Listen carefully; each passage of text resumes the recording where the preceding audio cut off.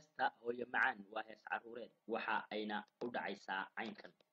hooyo macaaney hooyo macaan hooyo macaaney hooyo macaan macaan mudantaydii macbuudku minkeeda markuu igu yeelay caloolku maqnaanta milayga sidkayga markay timi fooshu habeen iyo maalin dhibkay ka madhaysay hooyo macaaney hooyo macaan hooyo macaaney hooyo macaan hooyo macaaney hooyo macaan macaan mudantaydii baadka nafteeda ma jeedashadeedii malaynta muhdeeda midkii u sarreeyay muhiimiga yeeshay hooyo macaaney hooyo macaan hooyo macaaney hooyo macaan macaan mudantaydii markaanan ka maadhmin anoo murjaxooyar kolkii majasaarka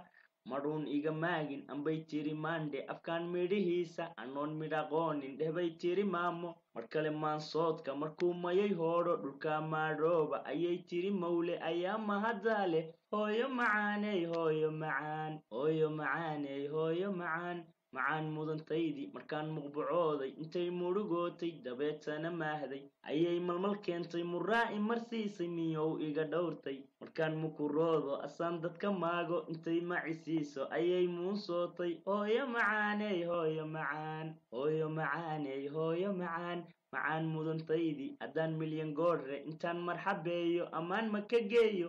abaalkii ma miisin hooyo macaaney hooyo macaan